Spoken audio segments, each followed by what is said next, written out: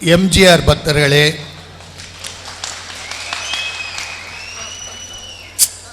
இல்லாமலே எல்லா உள்ளங்களும் இருக்கிற ஒரே தெய்வம் எம்ஜிஆர் தான். அவர் மறைந்தார்னு சொன்னா எல்லாரும் சேர்ந்து அடிச்சிருவாங்க.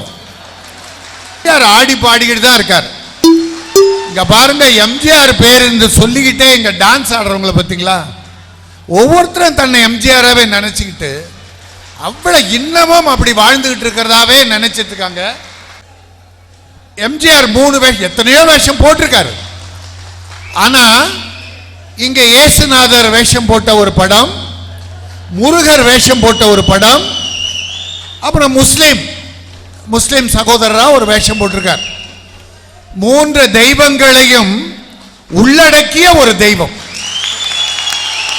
இந்து கடவுள்களானாலும் சரி, கிறிஸ்தவ கடவுளும் சரி, இஸ்லாமிய கடவுளும் சொல்வதெல்லாம், நீ வாழ்கிற போது உன்னை சுற்றி உள்ள ஏழைகளுக்கு என்ன உதவி செய்தாய் என்பதுதான் அந்த கடவுள்கள் சொல்லுகிறது.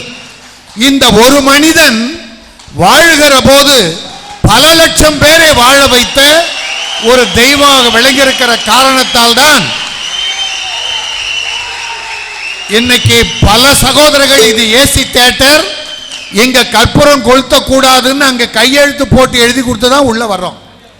இங்க எதுவுமே எரிக்க கூடாது, எரிய வைக்க. ஆனால் அதையும் மிஞ்சி பல பேர் இந்த தெய்வத்துக்கு தீபாராதனை காட்டினார்கள் என்றால், இந்த தமிழ் உலகம் உள்ளளவும் இன்னைக்கு எதோ இருக்காரு என்னுடைய அன்பு சகோதரர் கணேஷ், சங்கர் கணேஷ், இது 2 பேரும் உயிரா இருந்தாங்க. அவர் சங்கர் இறந்துட்டாரு. அவர் பெயர் சொல்லி இன்னும் வாழ்ந்து கொண்டிருக்கிறார் எம்ஜிஆருடைய செல்ல பிள்ளை. இவர் ஒன்று சொன்னார், கையில் எவனோ ஒருத்தன் பார்சல் அனுப்பினான், பரிசுன்னு அனுப்பினான். அன்பு சகோதரர் பிரித்து பார்த்தா பாம்பு வெடிச்சுதான் இந்த கையை உடனே துடித்து போய் இவருக்கு அத்தனை சிகிச்சையும் அளித்தவர் புரட்சி தலைவர் எம்ஜிஆர். இன்னைக்கு அவர் உருவாக்கின அந்த கட்சி அவர் பேரை சொன்னாதான் ஜெயிக்கும். அவர் கண்டுபிடிச்ச அந்த 2 விரலை காட்டினாதான் ஜெயிக்கும். அவரை எப்ப மறக்கிறாங்களோ அப்ப தோக்கும்.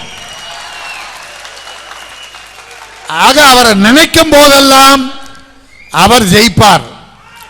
என் அருமை சகோதரர்களே, இன்னும் அவரை வணங்கிக் கொண்டு வாழுகிற உங்களை நான் வாழ்த்துகிறேன். புரட்சி தலைவர் எம்ஜிஆர் அவர்களின் நாமம் வாழ்க, எம்ஜிஆரின் புகழ் ஓங்குக, அவர் செய்த தர்மங்கள் நீடித்து நிலைத்திருக்க வாழ்த்துக்கள்.